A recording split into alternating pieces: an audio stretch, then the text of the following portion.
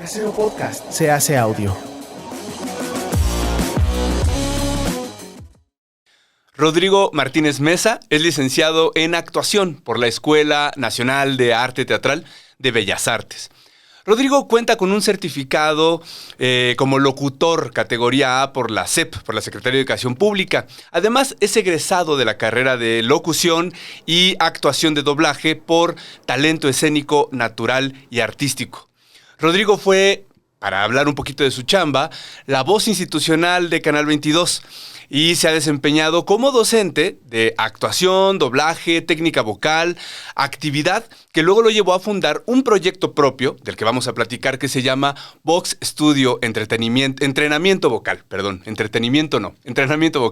Ha participado como actor a nivel profesional en montajes como Los robots no lloran, una producción de Pedro Reyes, Persecución y asesinato de León Trotsky, de Peter Weiss, Los frutos caídos de Luisa Josefina Hernández, entre muchos otros más. Y como director escénico, hoy él cuenta ya con varios montajes en su haber, como por ejemplo Las sillas de Eugene Ionesco, Traición de Harold Pinter y muchas otras más. Podríamos seguir hablando de todo lo que ha hecho y de eso se trata un poquito esta entrevista. Bienvenida, bienvenido, bienvenides a Rifades. Vamos a platicar de creatividad.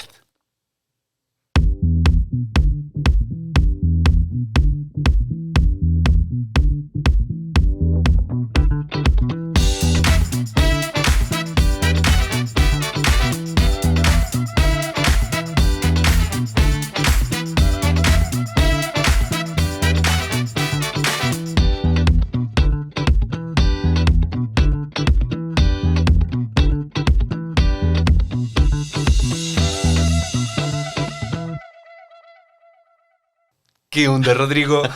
¿Cómo estás? Pues todo muy bien, muchas gracias por invitarme, Everest. Qué gusto estar con ustedes aquí esta tarde. Sí, pues no sé si lo van a terminar viendo de noche, de día, de tarde, pero para nosotros ahorita es tarde. Es en la tarde, eso es. Bueno, pues ya platicamos de que eres actor, locutor y todo este rollo. Uh-huh. Y antes de entrar a preguntarte un montón de cosas de eso, quiero saber el cómo llegaste allí. O sea, ¿cómo te diste cuenta que sí querías ser actor? O sea, ¿siempre le hacías al drama o qué onda? Yo creo sí, fue un poco eso. Sucede que cuando yo era muy, muy, muy pequeño, empecé a cantar en el coro de la iglesia. Y entonces de ahí, pues yo era solista y como que también montaban cosas y actos sacramentales. Entonces de ahí nos fuimos hasta las pastorelas, evidentemente, y pues nada, se me daba muy bien.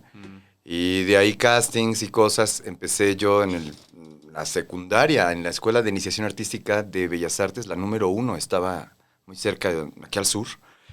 Y de ahí me seguí, ya siempre fui niño Bellas Artes, les digo, de ahí del bachillerato de Bellas Artes y luego la licenciatura también en Bellas Artes. Entonces, mira, ¿tus papás qué te decían? ¿Estaban de acuerdo con todo este rollito o era nada más un hobby? No, hombre, siempre estuvieron de acuerdo. Como que me oían cantar y les parecía encantador y dijeron, vamos a impulsar al chamaco. Y yo dije, vamos pues.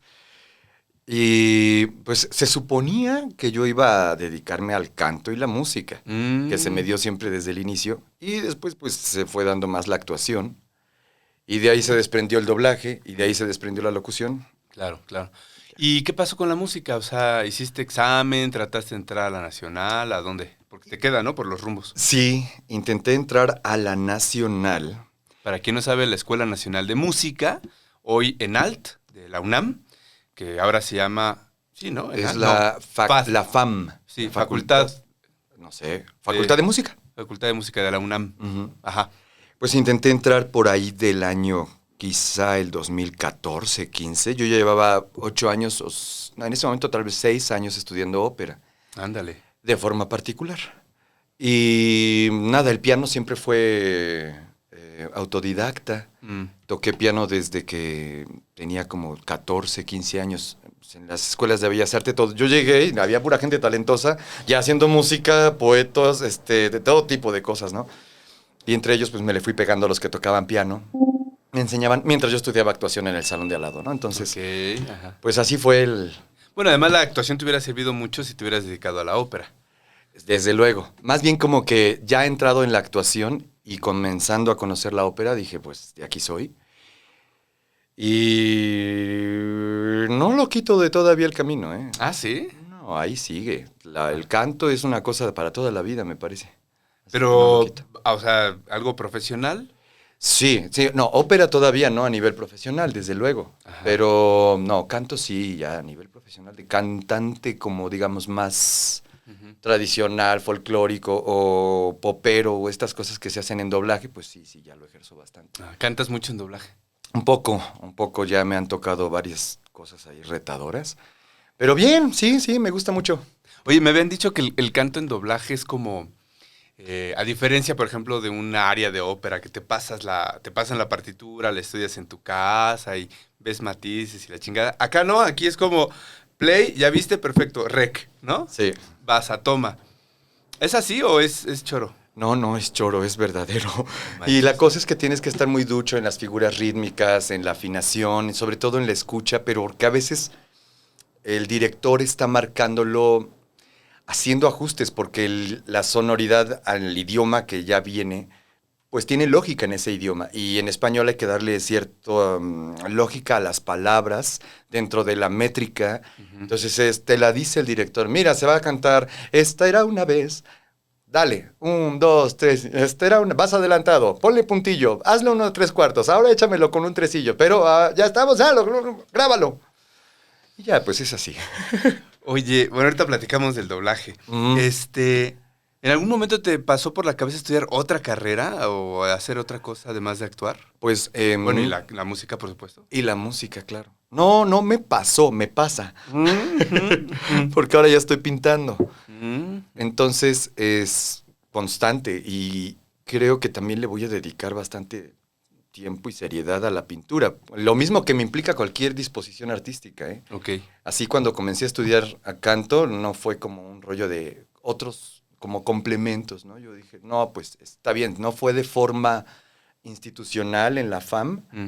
lo voy a llevar aquí y voy a llevarme el rato que tenga que hacerlo para saber que sí lo estoy estudiando seriamente, pues.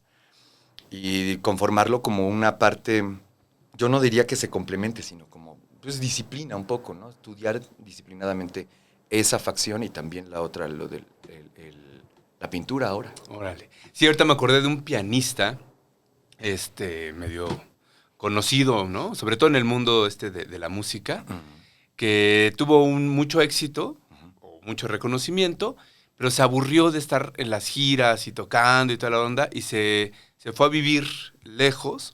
Allá se casó, tiene ahorita una hija y vive de hacer videos él tocando el piano y también ahora de su pintura, ¿no? O sea, se graba pintando y pone sus cuadros y demás y es un poco su forma de vivir.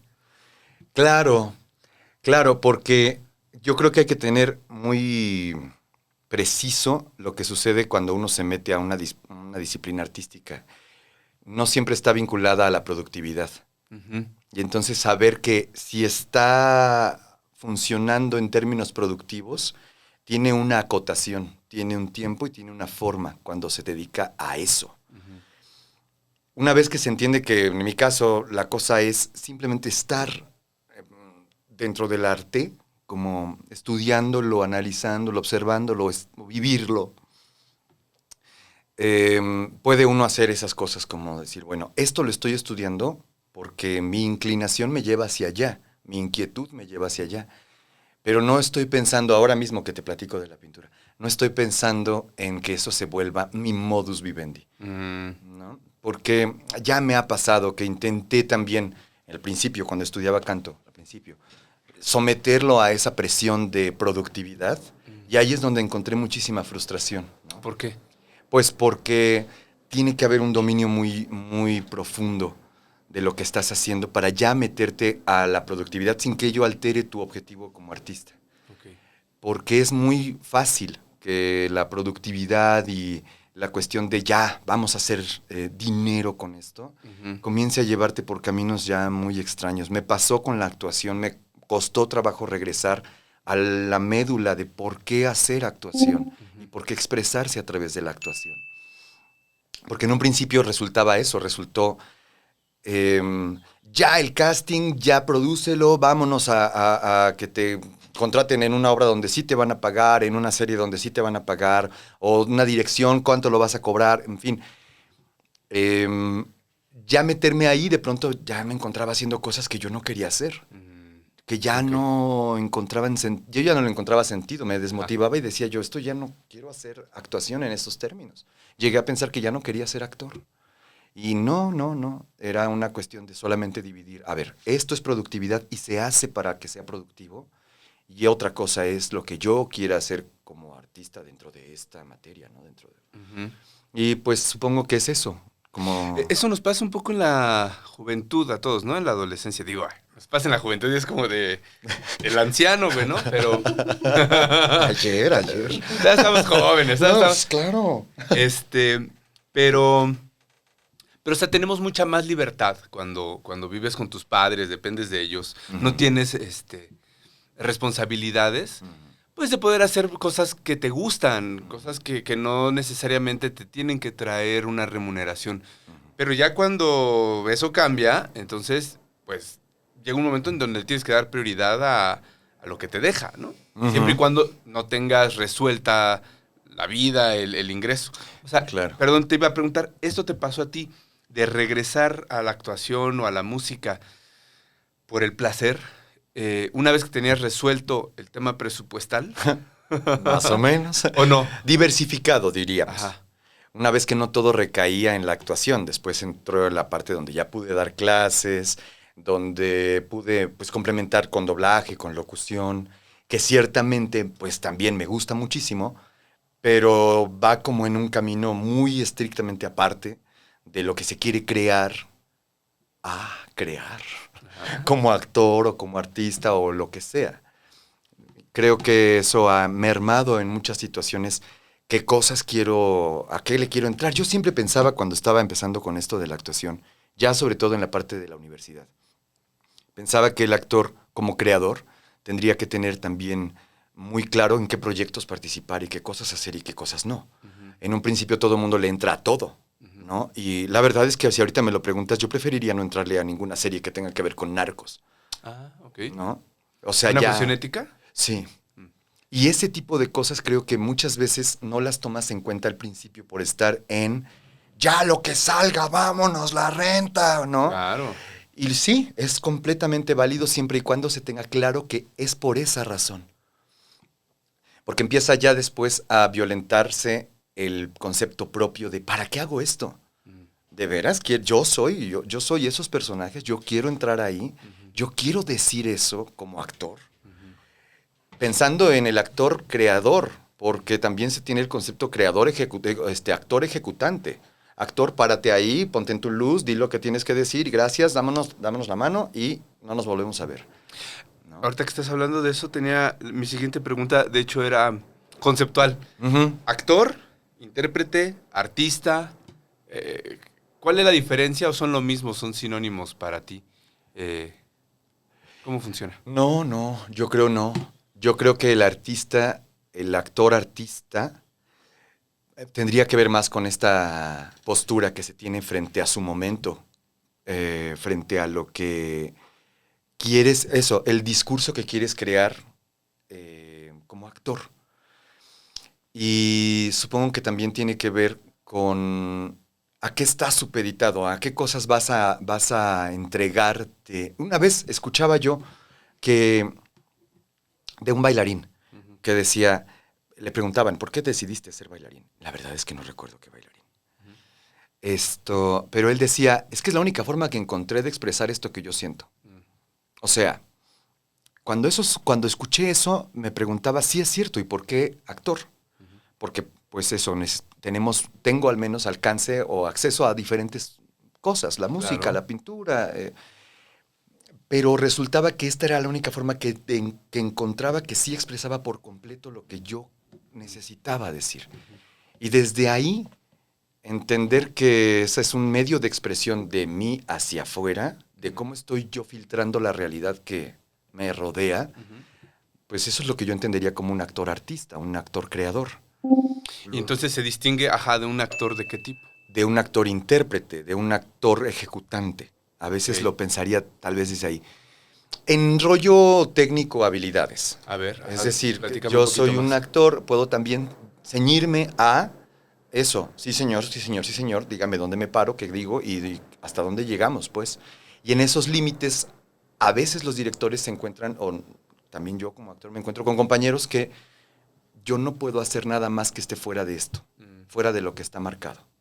Y no por una indisciplina, sino por una, si entiendes por qué estás ahí, es como una manera distinta de estar en el escenario, entendiendo y sabiendo de qué formas parte en todo el contexto de la maquinaria del escenario, a simplemente ceñirte a seguir órdenes. En este caso, a ver, estoy pensando en ejemplos para irlo aterrizando un poco más y que no esté tan etéreo. Sí. La gente que trabaja en los musicales de Disney. Tengo entendido que tienen una planeación y unos lineamientos súper estrictos del peinado, del tipo, de la marca de maquillaje, no el tipo, la marca de maquillaje que deben usar. O sea, la propuesta del actor, me imagino que es muy reducida. O inexistente. Ok. Y no sé, o sea, ¿a quién podríamos poner como un ejemplo de un actor artista? O sea, ¿a quién tendrías en mente? Porque al final, no sé si el actor siempre está dialogando con el equipo, ¿no? O sea, con su directora o su director, con vestuario, etcétera. Y bueno, pues al final no está ahí solo, ¿no? No es un pintor que pone su cuadro y va solo, ¿no? Sino que está en ese diálogo de creación comunitaria. ¿Quién tendrías de ejemplo como actor creador? Bueno, O yo creadora. recuerdo que a mí me inspiró mucho el trabajo de Gerardo Trejoluna, Okay. como actor de teatro. Recuerdo también que me había llamado muchísimo el trabajo. Claro, en cine está Alcázar, Damián Alcázar. Y ¿quién más me parece que eso puede estar sucediendo a nivel escena? De entrada esos dos, déjame pensar en alguien más. Ajá, está bien. ¿Y qué característica ves en Damián? Que siempre hay algo que él está diciendo a través del personaje. Para mí es muy claro que él no está solamente siguiendo la línea argumental del diálogo y la línea de la dirección. Siempre hay un algo más en él. Siempre puedes casi notar la postura crítica de él como artista frente a lo que está diciendo. Y eso es muy sutil tal vez, no es cuantificable, Sí. no es precisamente, mira, pero sí se siente en la vibra de su personaje que no está él detrás del personaje, están los dos, parece ser, al frente. Ok. Y en cuanto al musical, me parece que eso pasa muy seguido. Está todo ya tan claro y tan clara la línea de producción que hay que seguir en cada país, porque esto se tiene que reproducir exactamente igual, musicalmente hablando, actoralmente hablando, el trazo escénico. No hay un movimiento, no hay nada que esté fuera de ese lugar. Es muy esporádico el movimiento espontáneo del actor. En realidad no existe. Es decir, no quiero generalizar, pero sí es la gran mayoría del trabajo en el teatro musical en el que no existe un punto en el que tú puedas, esta es mi propuesta de personaje. Ajá. Bueno, gracias por tu propuesta, pero digamos, si estamos haciendo La Bella y la Bestia, Lumière se hace así, ¿no? Cuando yo fui a hacer Scar, que iba a ser Scar en Rey León, la misma cosa era sí, pero lo que buscamos es este personaje. Está bien bueno. Habrá un distintivo tuyo particular del cual permitiremos que se asomen algunos dejos, pero no todo. Vas a tener chance de hacer 2 rugidos más de lo que está en el guión. Y ya está. Y gracias. Sí. ¿Y qué pasó con Nada, pues no. propuesta? No fui lo suficientemente famoso para cubrir el perfil, me parece. O sea que también debes llevar una cierta reputación pública. Desde luego, y lo entiendo a nivel mercadotécnico. Es completamente comprensible, porque si no atraes gente, mi producto se me puede venir para abajo. Entonces necesito que tengas tantos miles de seguidores en TikTok o Instagram, porque ahora sí se mide un poco, claro, te lo piden ya en casting, ¿cuántos seguidores traes? Y porque necesito levantar la marca, el evento lo necesito levantar con tus seguidores, vámonos. Güey, ¿y no pasa lo mismo en doblaje? O sea, que ciertos personajes tengan que venir con alguien que ya es reconocido por el público. Supongo que sí, pero no son los más. O sea, supongo que grandes producciones a veces sí necesitan este símil de que alguien muy famoso le puso la voz en inglés y necesitan a alguien igualmente famoso en español. Star Talent les llaman, pero cada vez existe menos ¿cómo decirlo así? Hay como una división entre actores de doblaje que dicen, nosotros estamos a favor del Star Talent, y hay otros que dicen, los odiamos completamente. Okay. Yo soy de los que está a favor. Okay. Lo siento mucho. Pero es que hay veces que ellos suenan a algo que no suenan todos los actores de doblaje. Todos los actores de doblaje suenan de una cierta manera. ¿Me explico? Ya todos están haciendo, quieran o no quieran, están haciendo este tipo de voz. Algunas entonaciones se parecen bastante, pero queremos que no... ¿Sí? Ajá. Pero los Star Talents tienen esta pequeña venia de poder hacer lo que ellos son. Ajá. Y suenan diferente. De hecho, por eso les pagan, para que suenen como ellos. Sí. No como exactamente el personaje. Exactamente. Entonces, a quienes no les gustó cómo sonó Ricky Martin en Hércules, a mí me encanta, porque él suena a otra cosa. Tatiana suena a otra cosa, ¿no? Lucerito hizo una cosa que a mí me encantaba en Tarzán, y le quedó padrísimo. Y justo suena a Lucerito. Y se agradece porque sí le va al personaje. Entonces, yo creo que sí es muy bello escuchar algo que no. Los españoles hablan mucho de eso, de cómo el doblaje mexicano todo les suena igual. Así como a nosotros todo el español de España nos suena igualito, a ellos lo mismo. Dicen, todos ustedes los mexicanos suenan igualito en todos sus tonos. Okay. Entonces, no los culpo, porque es cierto. No hay ni por qué discutir sobre el tema, es cierto. ¿Y eso depende de los directores, la dirección de doblaje? ¿O de alguna escuela técnica, tradición? ¿De qué depende que todo el mundo esté haciendo esa voz con esa colocación ya? Son varios factores, Ajá. porque uno sí tiene que ver con la dirección, otro tiene que ver con el tipo de producción, otro tiene que ver también con el tiempo que se dispone para hacer las cosas, porque todo es, como lo decías hace rato, lo escuchas, lo dices, vámonos, se grabó otro. Entonces, a veces sí, aunque trabajes muy cuidadosamente, lo intentes hacer así, la presión y lo rápido no te dejan tampoco profundizar demasiado. Aunque sí es cierto que se reconoce cuando una persona tiene un entrenamiento mucho más detallado que otra persona. Entonces, eso. Ahorita que estamos platicando, esto me vienen varias cosas a la cabeza y quiero ordenarlas. Estabas hablando de Lucerito, de Ricky Martin, pero también tenemos algunos... O sea, yo sé que te gusta cantar, y en la sociedad tenemos una categorización de entonaciones, de tonos de voz, y de personalidades. O sea, resulta que desde la ópera, o sea, tú escuchas a Verdi y los héroes, la mayoría de ellos, son tenores. Tenores líricos. Y los malos son barítonos o bajos, que es tu tesitura, ¿no? Bajos, sí. ¿Tú estás en ese papel, en ese lugar de hacer siempre malos? ¿O de pronto puedes hacer Hércules? Yo insisto mucho en los estudios y siempre les digo, señor, me reporto también para gente más joven. Ajá. Pero nada, resulta que sí, por mi tesitura ya al micrófono, pues sí, se oye más grave. Y siempre fue así, desde que estoy más joven. Ahorita ya lo puedo entender, lo puedo cavilar mejor, porque ya digo, bueno, sí, ya estoy en la edad de que me den esos personajes. Pero cuando tenía 20 y tantos, no me era lógico, ¿no? De los 25 para adelante yo ya sonaba más grave, ¿no? Y entonces decía, pero yo me siento muy joven.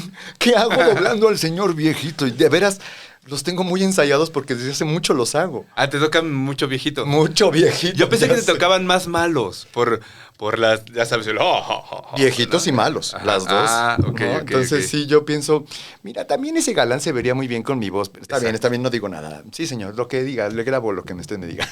Oye, y de pronto no puede ser como bajarle a tus graves para estar un poquito más en los agudos y a ver si trampeas un personaje. Desde luego que puedo. Los directores me escuchan hablar así como estoy hablando contigo y tu audiencia. Ajá. Pero... Cuando no estás hablando así. Pero entonces de pronto dicen, no, a ver, más grave.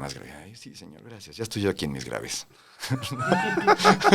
Pero me estoy reportando para algo mejor. Ajá. Ya, total, sí me han dado cosas. Tampoco voy a generalizar. Pero la mayoría es eso. Ok.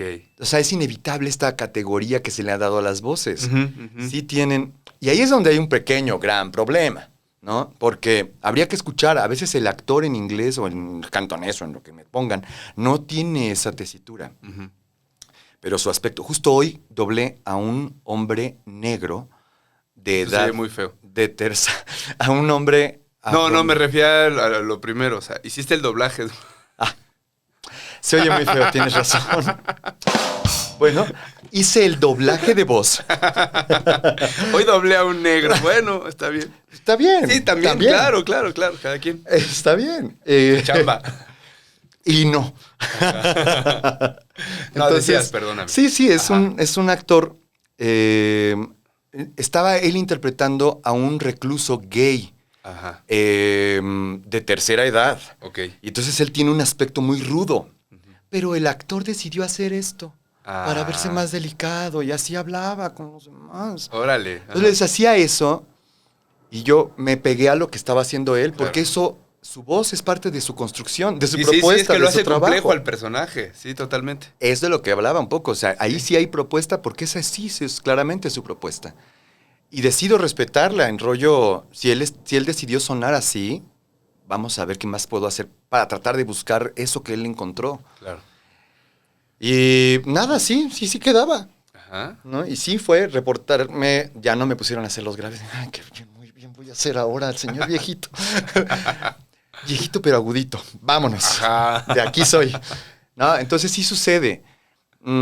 Pero supongo que tiene uno que tener un gran bagaje sobre el trabajo con la voz, como para entender que la gente que es bajo o de tesitura más grave tiene la elasticidad para también hacer agudos sin ningún problema.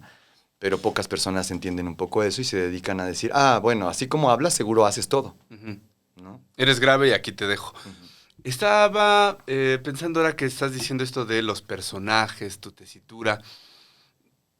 ¿Cuál ha sido el mayor problema que has tenido para entrarle al doblaje y hacer locución? ¿Has tenido complicaciones a lo largo de tu carrera? Ahorita, bueno, estamos hablando de este encasillamiento. ¿Algún otro que hayas resentido? No. No, es que ahora la pregunta sonó, ¿tiene usted algún otro malestar? ¿Alguna Ajá. otra cosa? ¿Le duele algo más? ¿Le duele algo más? Ya te iba yo a decir, pues no, doctor, fíjese que yo la verdad es que no, nunca he Me tenido... siento re bien. Me tú. siento muy bien, doctor, fíjese que pues un poquito de agruras. No, resulta que a veces es complicado las relaciones públicas. Ajá. En el medio, en cualquier medio, y ahora lo voy captando mejor. Al principio me costaba mucho trabajo, porque hay, pues eso, son egos de actores y directores, ¿no? Y uno va entrando, sobre todo al principio, recuerdo que eso me intimidaba mucho. Todo el mundo se hablaba con mucha confianza y o también se despreciaban con mucha confianza. Es decir, las pataditas debajo de la mesa estaban al servicio del día, ¿no? Yo no sabía qué hacer con ello. Ya, ahora ya. Pero antes no sabía cómo hacer con la cosa de, señor director, no le sale, ¿eh? Si quiere lo hago yo. En la misma cabina. Ay, no. Ahí junto contigo, ¿no? Entonces era, sí, pues más nervio y más cosa y Sí, más... no, además están menospreciando tu trabajo. O sea, es una cosa, es una ofensa. Y además hace como 15 años, donde la cultura del respeto por el otro no estaba al modo que lo tenemos ahora, ¿no? Entonces estaba muy fuerte. Yo sí, de hecho me retiré un rato del doblaje, lo estoy retomando, me retiré mucho tiempo porque sí era una sensación de bullying. Y también los directores, sobre todo me tocó una etapa en la que, no sé si a lo mejor tuve el mal tino de ir con los directores equivocados, ¿eh? Ok. De gente que menosprecia el trabajo de otros. Y de pronto, ¿quién te dirigió la última vez? No, pues tal persona. Híjole, pues a ver qué tal, porque... Pero ya de entrada, antes de que comiences a grabar, ya está esta descalificación de... Sí, claro. Pues a ver qué tal, porque ese director... A ver, pásale. Está bien. Uf. ¿No? Señor, buenas tardes. Mire, soy licenciado en actuación por la Escuela de Bellas Artes. Quiero ver si puedo trabajar con usted en este proyecto. Ay, otro actor de Bellas Artes. Bueno, a ver, pásale. Ya llegó un punto en el que yo dije, no, bueno... Busquemos otro lado, hagamos otras cosas, porque la locución nunca me ha hecho eso. El doblaje sí, pero después lo entendía, lo acomodaba. Y ahora ya en un trabajo más resiliente, pues ya puedo decir, no era conmigo. Así es esta persona. O así es tiene el sus medio. propios prejuicios, ok. ¿No? Y eso es tal vez lo más laborioso y lo más dificultoso y sí, era emocional, la verdad, un rollo salir de la cabina en rollo. No me hablaron de mi trabajo. No tuvo que ver mi trabajo en el micrófono. Tuvo que ver que si yo conozco a tal o cual director, tuvo que ver si era de tal o cual escuela. Y ¿podría alguien fijarse en si dejé bien el trabajo o no, por favor? Ajá. ¿No? Entonces, pues, sí, me tocó un poco de eso. Y bueno, siendo todavía un chaval de 18, 20, desde luego que era muy sencillo que cualquier persona, digamos alguien de mi edad actual, le dijera, estás muy escuinclito, despreciando ahí. Entonces, eso fue. Pero en la locución no te pasó eso, afortunadamente. No, en la locución no. En la locución yo he sido locutor desde el 2000. 98, 99 comencé en la locución. Ay, lo dije. Ya. Pero sí, era empezar, ahí sí nunca hubo una de esas cosas, porque ahí sí en realidad no importa qué pasa con qué conozcas ni a quién te refieras. ¿Suenas o no suenas? ¿Nos gusta o no? No hay tal vez esta carga como artística de ego del maestro que te va a dirigir o la maestra, ¿no? O sea, a lo mejor como es una cosa más técnica, más de business, se preocupa uno por el que quede bien la grabación, que no hayas allí barrido algo, ¿no? De las... Sí, que quede claro el mensaje, es una cosa empresarial, o sea, la locución comercial, todo tiene que ver con publicidad y empresas y nada pasa por la parte artística. A veces hay intentos de que eso suceda, pero no son del todo exitosos porque a veces te dicen, mira, queremos que suene muy natural. Y yo, pues, en mi concepción de actor pienso, pues sí, natural es natural, mínimo esfuerzo vocal, lo mínimo, menos es más en actuación, ¿no? Y no, resulta que lo escuchas ya al aire y termina siendo un locutor así. Y uno escucha, qué natural te oyes. Maldito robatrabajos. Pero no es así, es que a veces en la publicidad el concepto de naturalidad es otro que el del arte. Hombre, para saber ese tipo de subjetividades, pues mira, mejor nos ceñimos a varias cosas que son más técnicas. Es que todos van teniendo su propio canon, ¿no? Me acuerdo, por ejemplo, que cuando ves las películas mexicanas de los años 50, estas del cine, la época de oro del cine mexicano, escuchabas mucho a las señoras, a las viejitas, a las personas de la tercera edad, que normalmente les daban papeles adinerados, que hablaban con cierto ceseo, ¿no? Y una vez un maestro me dijo que eso era porque esos profesores, esos actores se habían preparado con profesores de teatro de los años 20, 30, que enseñaban que hablar bien en el teatro era hablar con ese ceseo porque era una forma de tenerle respeto al público. O sea, esa como que era el canon. Yo hoy voy al teatro y me doy cuenta que en general, digo, hay excepciones, pero en general hay también una forma de hablar, ¿no? Tienen como un cierto tono a la hora de hablar, Sí, ¿no? ya sé cuál es. Y al principio me cuesta trabajo y como a los 15 minutos ya, ¿no? Entré en el canal de así es aquí, así es el mundo. Ya sé, sí. Entonces lo que creo es que cada medio de alguna forma tiene como esas convenciones, ¿no? Ahorita que sea la publicidad, el doblaje, el teatro. O sea, difícilmente llegas a una obra de teatro donde la gente está hablando así. No, desde luego no. ¿Cómo era la cosa? Te estoy diciendo que ojalá podamos terminar las cosas, porque se tiene muy claro que es la anticadencia y la cadencia para que se... bueno, está muy bien. Yo también la parte de la proyección vocal, que tiene muchas veces, les digo a otros actores, porque también me ha tocado formar vocalmente actores, que se ensimisman en la sensación de su propia voz, más que en el efecto que sucede en el espacio, es decir, que si el sonido corre o no corre por el teatro, ¿no? Y entonces a veces se queda uno en la sensación. Esto te hace vibrar mucho por dentro. Y uno piensa que estás sonando. No estás sonando, no se oye bien, solo estás vibrando mucho por dentro, pero eso es, digamos, yo les digo, es un poco una chaqueta mental, ¿no? Porque te estás dando placer a ti y te vale 3 hectáreas. Y 20 cabrones, 200 cabrones viéndote ahí como tú estás regocijándote. Qué bien acá. Sí, claro.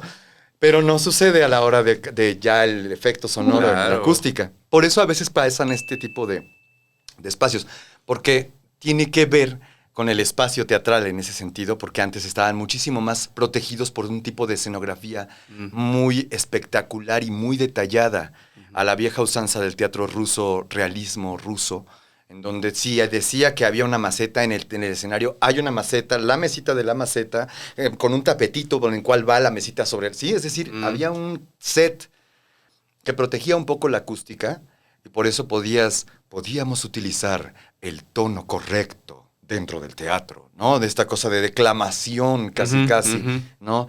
La exacerbación de la prosodia. Y poco a poco ahora los teatros están más desnudos.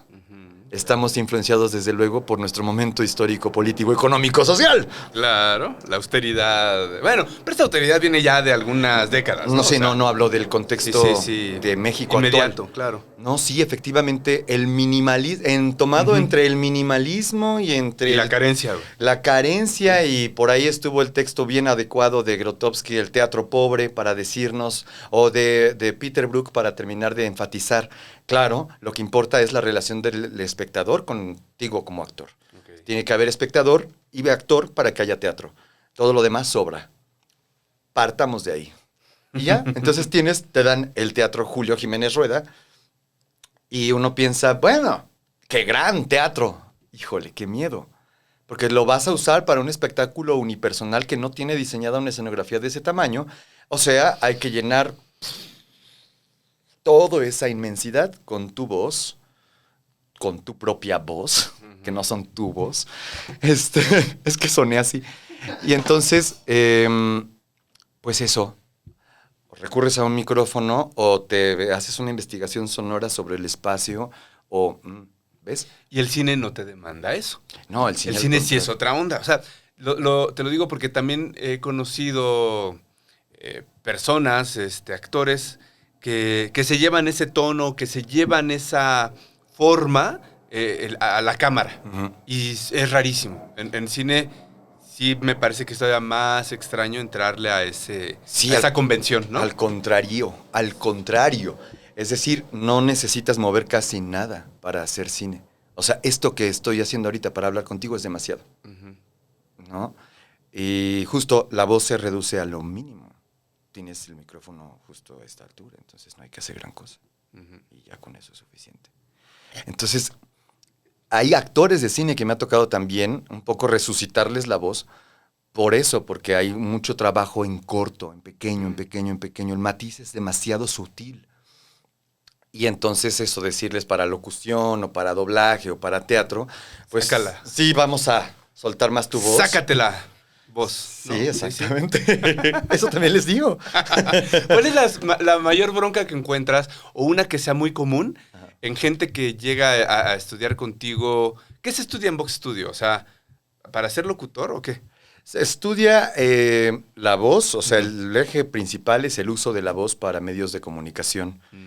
Y entiéndase audiovisual o entiéndase artísticamente. Entonces, desde el canto, la actuación son los pilares, y de ahí se desprende ya el trabajo hacia la locución y al doblaje. Siempre rodeados o enfatizando la parte de tienes que dominar técnicamente el trabajo de tu voz. Ok. Y pues eso es lo que está. En ello, ¿cuál es el mayor obstáculo o el más común que encuentras entre tus estudiantes para aprender a sacar la voz, a disfrutarla, qué sé yo? Pues el prejuicio previo. Es decir, que mucha gente tiene una autoconcepción de su voz muy errónea. Hablo feo. Sí, no me gusta mi voz, o hablo muy fuerte, hablo muy bajito, esta voz no sirve, tengo una voz tipluda, tengo una voz... Una mujer que también me tocó que tiene más bien una voz súper grave, de eso que parece que a cualquier cantante de ópera le hubiera parecido así, esto es oro molido. Así una Mercedes Sosa. Ajá, así o todavía más grave. Ah, cabrón. Okay. ¿No? Y entonces para hablar, ella vocalizaba con los tenores para pronto. ¿Quién es esta actriz española que vivió aquí mucho tiempo en México, que hablaba todo el tiempo así, que le daban esos personajes? Ahorita a ver si me acuerdo. No era Medina, pero algo por ahí. No es Ofelia, ¿no? No, en absoluto. Y entonces, ella me decía, mi voz es muy fea. No, hermana, tu voz está increíble, así como está. No hay ni una voz que yo conozca como la tuya. No me lo creía, porque llevaba mucho tiempo escondiéndose de ser escuchada de esa forma, porque la sociedad, su entorno o la gente, casualmente, a lo mejor en una me explicaba, ¿no? Es que luego hablo por teléfono y me dicen señor, ¿no? Involuntariamente le han hecho sentir un rechazo también. Okay. Y entonces ese es el gran punto a empezar antes del trabajo con la voz y lo técnico y lo artístico y todo. En principio se ha vuelto hasta un trabajo de autorreconocimiento y autoaceptación antes de trabajar con tu voz, ámala. Híjole, es bien complicado. Llevo mucho tiempo castigándome, diciéndome que no sirve, diciéndome que esto no funciona. Lo intenté, estoy estudiándolo para intentar cambiarla. Y la sorpresa que se llevan es, no tienes nada que cambiar. No hay ninguna voz como la tuya. Uy, qué bonito mensaje, porque ahorita estoy pensando, eso no está escondiendo en realidad otro tipo de complejos, otro tipo de problemas con la personalidad. O sea, a lo mejor ahí sale con la bronca con la voz, pero a lo mejor el pedo no es solamente la voz, o sea, es mucho más amplio el espectro de rechazo, ¿no? De no aceptación. Una cosa que les digo y que yo he concluido durante mucho tiempo de este tipo de trabajo, ese particular tipo de trabajo con reconocer y aceptar tu propia voz, es que también la voz es un síntoma de lo que sucede por dentro contigo. ¿Sí? Es decir, lo que terminas escuchando no solamente son las palabras de la persona, eso estás escuchando su intelecto, pero el sonido per se, ahí trae un montón de información. Y es una huella digital.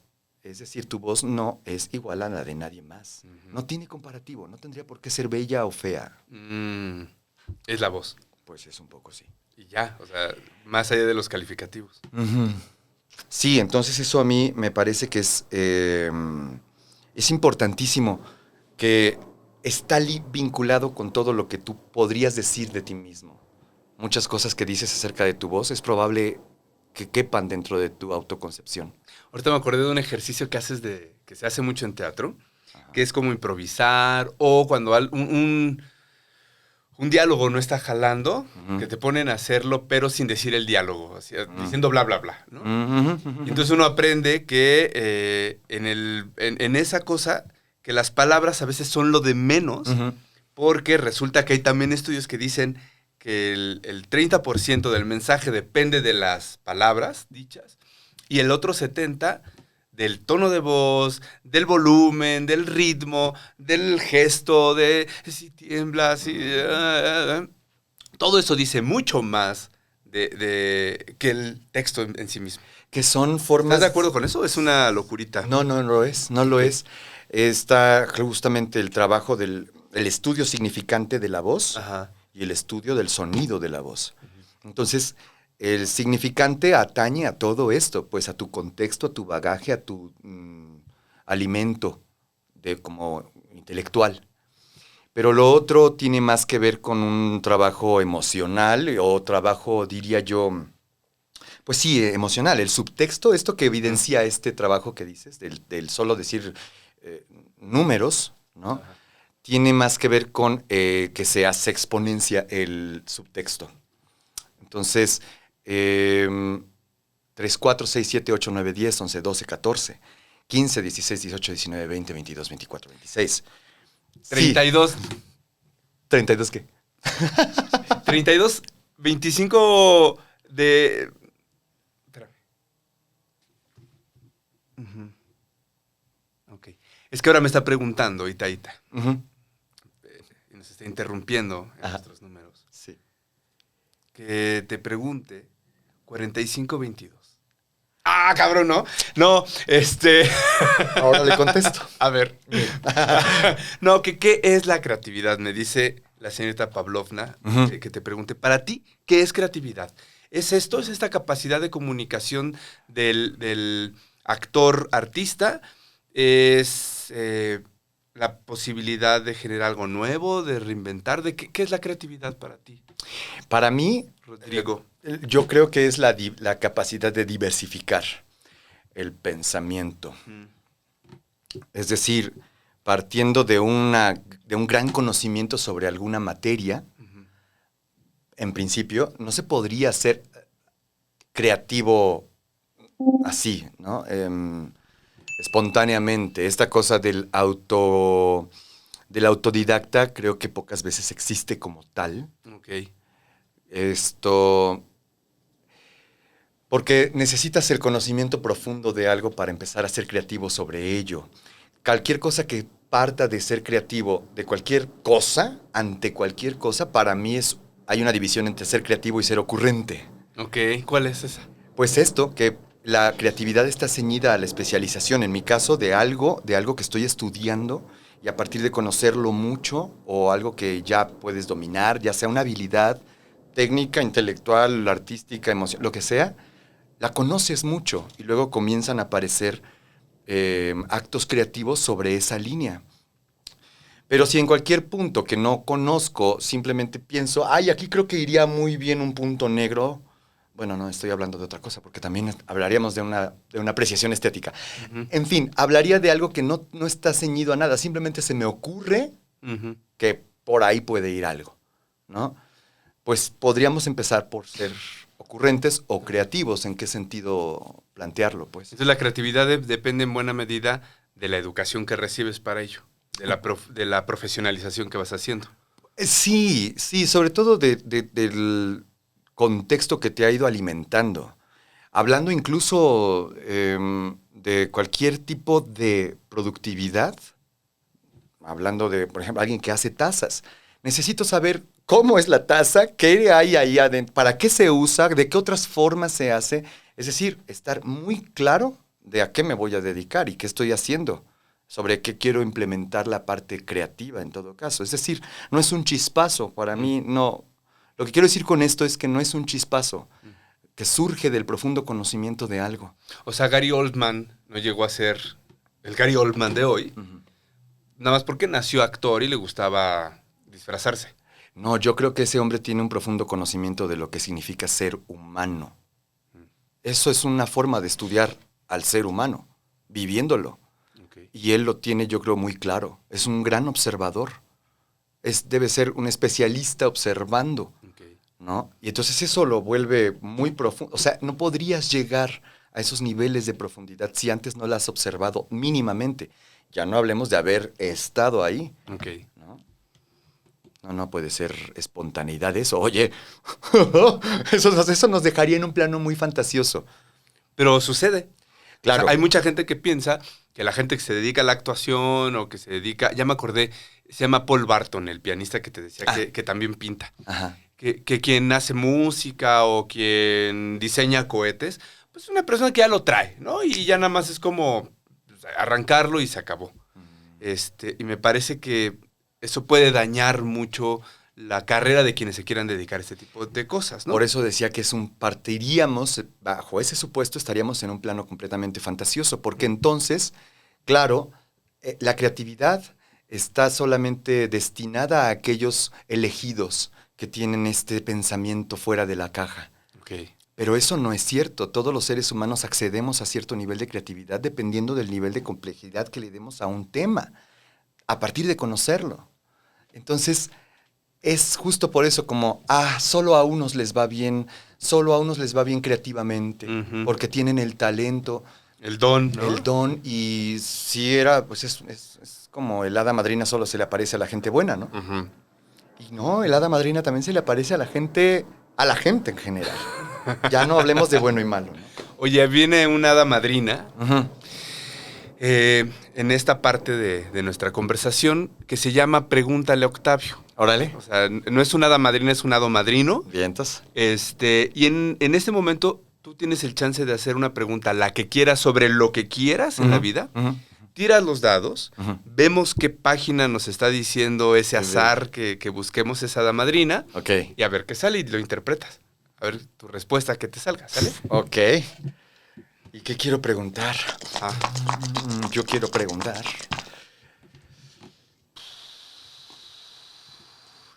preguntar. ¿Qué caminos elegir para complejizar y diversificar nuestra actividad creativa? ¿Qué camino seguir?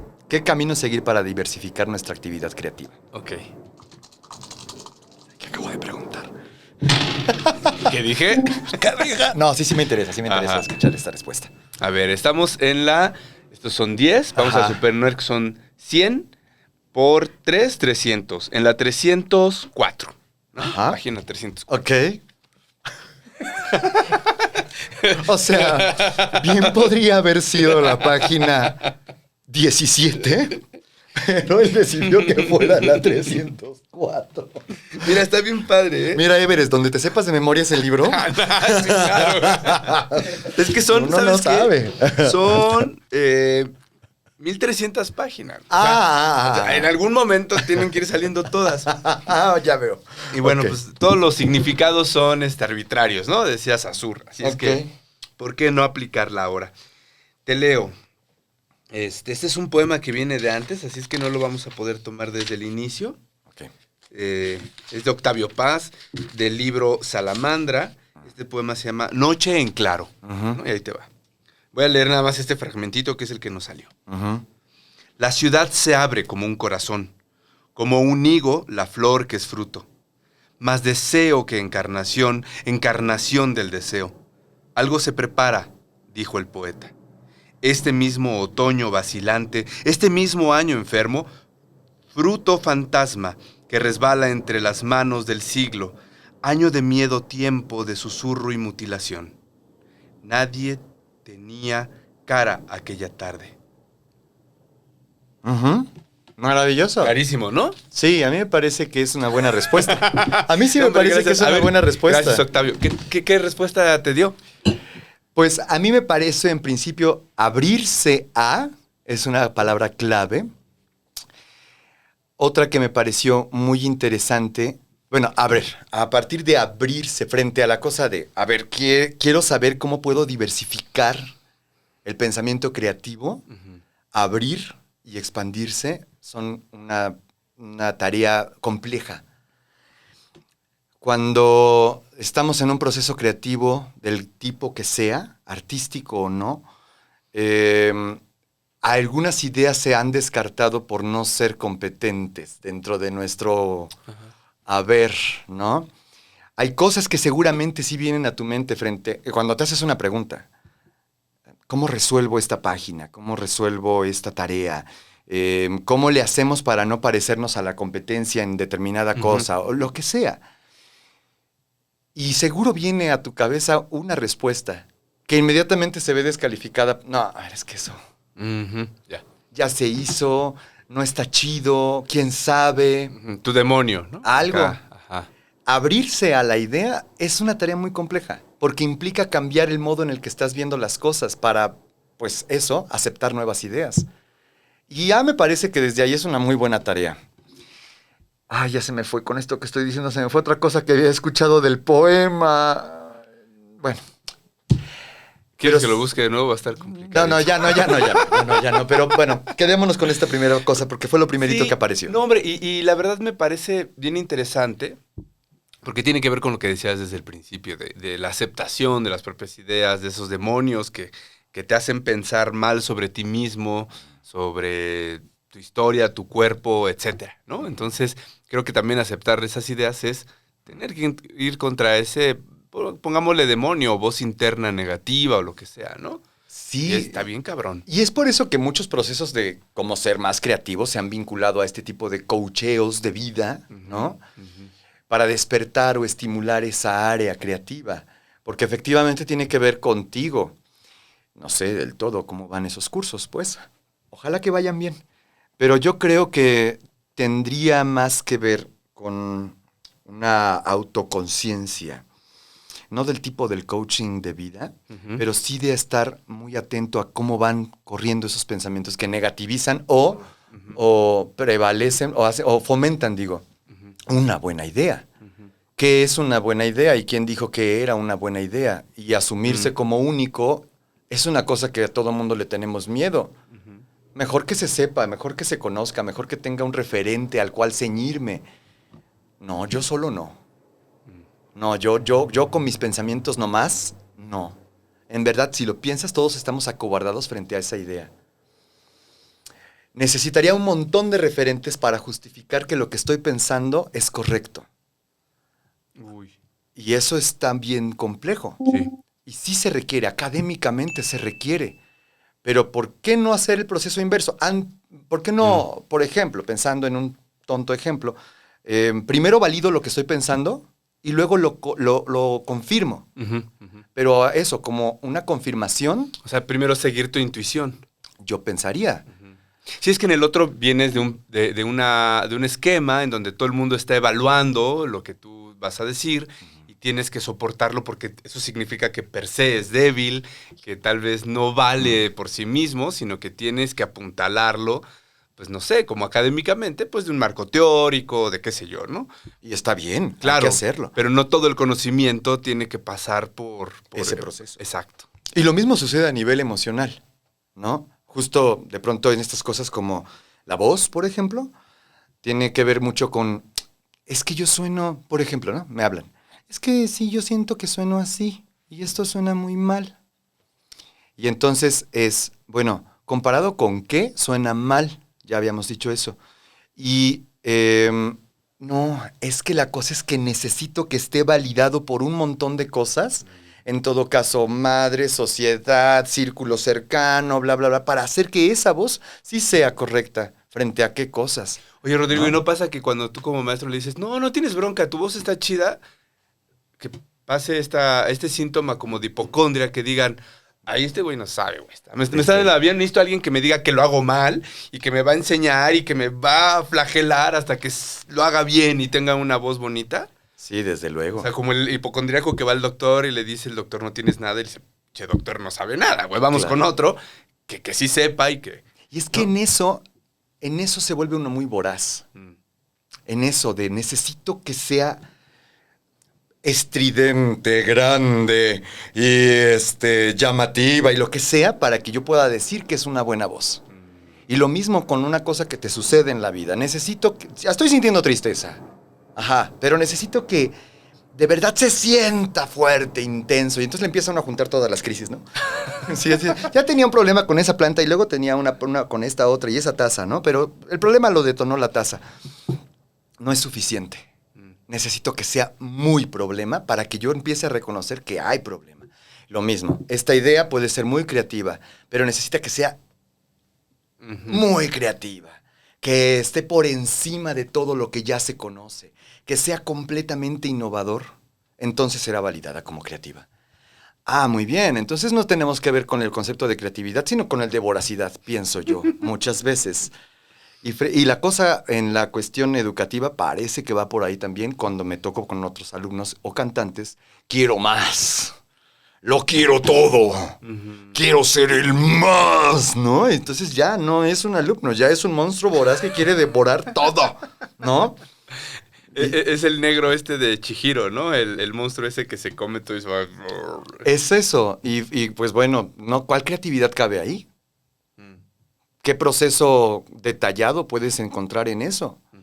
Pues tampoco nos culpo cuando hacemos ese acto de voracidad, porque estamos en una sociedad así, en un momento histórico así, ¿y qué más puedes hacer? Por eso decía un poco, sí, divídelo. Vamos a trabajar, vamos a hacer capitalismo, venga, vámonos, y ahí sí nos ponemos con todo, y a competir, y a entrarle, y hay una serie de requisiciones que cumplir. Pero si estamos hablando de un proceso artístico, tiene otro planteamiento. Artístico o no, creativo. ¿No? ¿Dónde te puede encontrar la gente para trabajar estos temas contigo? Pues me pueden encontrar en Vox Studio, en la página de Vox Studio, que es la página de la escuela. Vox Studio, entrenamiento vocal, con V, Vox Studio. Pues la página personal es Rodrigo Martínez Locución. Ahí me encuentran. Pueden ver un poco de lo que hago en el trabajo de la locución y el doblaje. Ok. En doblaje, ¿qué cosas van a poder ver de ti próximamente?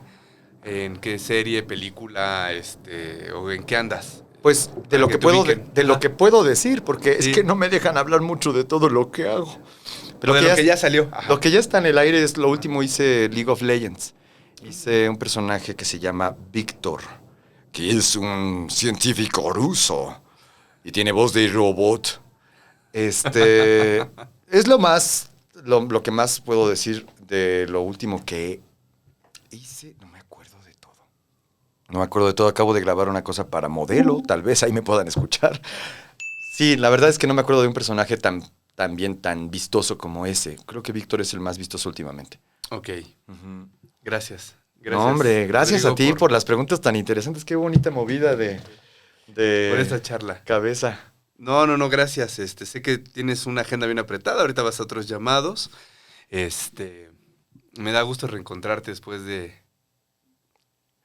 Ya chingo de rato, años. hijo, ya Chingo rato, de hijo, años, sí, ¿no? ya no, hombre. Que trabajamos aquella. en el 22, ahí donde fuiste voz oficial. Un ratote. Me acuerdo cuando entraste. La gran estancia, la convivencia fue contigo. Ya los últimos 2 años tal vez ya no, pero la verdad es que el tiempo que estuve ahí, la mayoría fue con Everest. Sí, grabábamos, yo escribía guiones, lo dirigía, a veces no había ni que dirigirlo, nada más era como, ya, güey, vas, ¿no? Tú solito. No, pero me acuerdo que me gustaba mucho trabajar contigo porque eras muy capaz de dar diferentes matices al mismo mensaje. Era un guión muy chiquito y lo padre era que podíamos jugar y vamos a hacerlo sexoso, vamos a hacerlo como de terror, ahora vamos a... Y entonces nos permitíamos como jugar a ver cuál funcionaba mejor con la edición que íbamos a hacer, ¿no? Ay, qué buena onda de acuerdas? recordar eso. Sí, la verdad sí. Y bueno, pues creo que eso era parte de tu trabajo creativo, por supuesto, con la voz. Ciertamente. Sí. Gracias, Rodrigo. Bueno, por pues estar gracias a ustedes. Pues, amigas, amigues, como vimos en este Rifades, pues Rodrigo nos deja varios aprendizajes. Yo les digo algunos que me llevo. El primero es que para ser creative tienes que estudiar mucho, para poder profundizar en el proceso de eso y no solamente ser una persona ocurrente, lo cual creo que puede ser un buen detonante, como lo decía, pero no todo, ¿no? 2, que hay que aprender a observar muy seguido para poder reconocer la humanidad que nos rodea y la humanidad que vivimos. Y esta va a nutrirnos como personas creativas. Que la creatividad es una cosa compleja. Y bueno, sobre todo creo que esta capacidad de atención y de autoobservación sobre el pensamiento. Cuando creo que tenemos bloqueos creativos con nuestra voz o con nuestra escritura o con lo que sea, en buena medida es ese pensamiento dañino que nos está ahí criticando y que no nos deja avanzar. Creo que lo que nos dice Rodrigo es que tenemos que estar muy atentos a esa voz y a no dejarla que crezca, sino dejar que crezcan otros resonadores de nuestra voz más positivos. Gracias, nos vemos en la próxima emisión de Rifades. Que estén bien.